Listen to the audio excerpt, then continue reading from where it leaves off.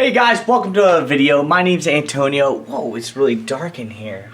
I'm back with another video for you guys, and this is gonna be just a first impressions kind of slash review. This is my second day of wearing these bad boys. Check them out. If you guys haven't checked out my previous video, I'll definitely leave it below in the description or up above. But these are the Adidas Rapidmove Pro training shoes in white and black, classic Adidas colorway. I picked these up for $124, and then my job actually gave me a gift card, surprisingly. Big shouts out to that. And I was able to get these for free. The reason I got these is because I'm actually going to be getting a labrum hip repair on my left and right hip. So as you guys can imagine, there's going to be a lot of PT coming up. Of course, with so much PT coming up, I was like, I need to get a new pair of shoes that I'm going to be able to wear, that are going to be comfortable and allow me not only to do PT, but also get into the works of moving around correctly, running. And I just wanted a shoe that's going to be really good for overall just anything that I do at the gym. Some shoes that I've gotten in the past have been too bulky and plushy, so the stability's not there. And then some other shoes are just kind of blah and don't really give me like the return, energy return that I'm looking for. So I really wanted to grab a shoe that's able to just cross out every single check mark at the gym, and that's when I ran into these bad boys. Now, surprisingly enough, these shoes have a really wide toe box. It's really cool, and my toes don't feel scrunched at all on the left and right, which is good. Now, lengthwise, I'm going true to size with a 7.5, and my left foot is a little bit bigger than my right foot. So my right foot lengthwise feels pretty good, but left foot is feeling a little tight just because they have the support structure right here that's not really allowing the material to soften as of right now. That could change, I'm sure it will, but lengthwise it's not giving me a lot of give. This material on the upper is a climate cooled material. You can see that it's actually pretty structured, and with that structure it's not going to feel as giving as a cloth upper or a different type of material that's softer. This is definitely thin and light, but of course with that it comes with some significant structure that won't give way lengthwise. So I'm considering maybe I have to size up to an 8, but I'm gonna keep wearing them. I have 30 days to return them. The Climate Cool upper is so nice. It's so cool to just walk around, especially in the summertime, and feel the air actually going through the upper. And it's something that I personally love about these shoes. Now, obviously it won't make them ideal for the winter time, but coming from somebody who plays a lot of soccer, it's something that I'm really used to, because a lot of my Adidas cleats back in the day, oh man, way too far back. A lot of my cleats had Climate Cool uppers, and so I'm really used to that thinness, that cooling sensation that you're getting when you're moving around and running. And it's a really welcome addition here with this upper. With all the technology that this shoe does have, it feels light on the feet, and I'm really happy to report that they're actually super light. So there's really no bulkiness to this shoe. It's just a really nice trainer. It's consistent. I really like it, but there are some things that are interesting about the shoe.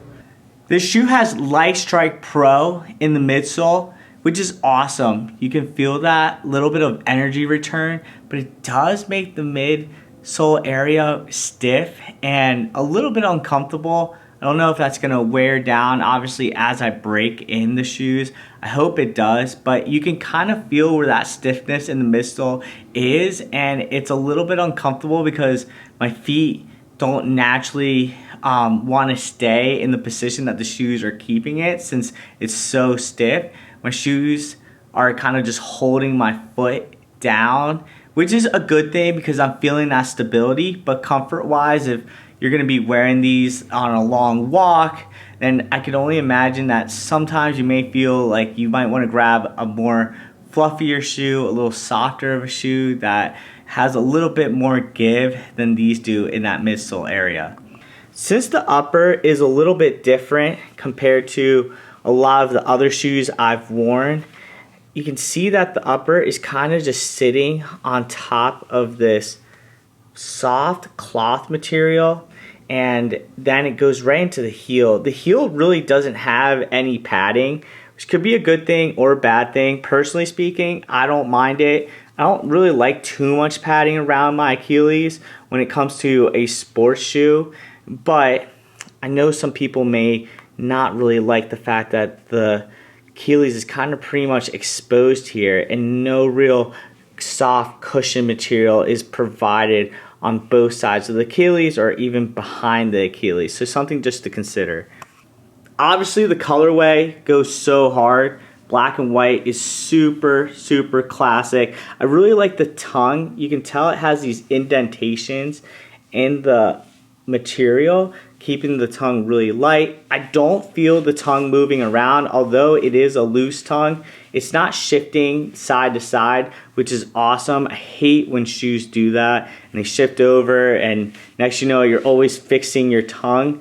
Obviously, I haven't fully ran in these and given it a really good go, but just based off of everything, it hasn't shifted, which is a good sign.